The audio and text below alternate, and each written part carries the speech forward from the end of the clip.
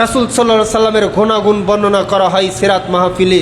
রাসূল সাল্লাল্লাহু আলাইহি সাল্লাম গুণাগুণ বর্ণনা করে মিঠাই ব্যবস্থা করা হয়, মিঠাই খাওয়া হয়, হালুয়া রুটি খাওয়া হয়।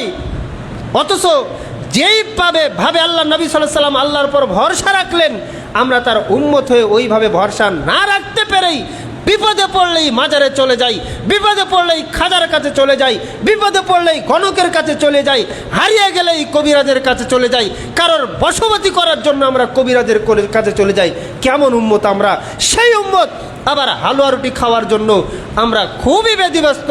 হালুয়া রুটি না খেলে নাকি মুসলমান হওয়া যায় না। আমাদের চিন্তা চেতনা এমন হয়ে গেছে।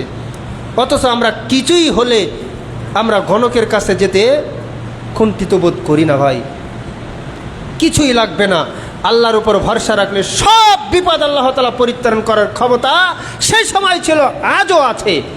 এটি ভরসা আপনার আমার রাখতে হবে, এ বিশ্বাস আপনার আমার রাখতে হবে।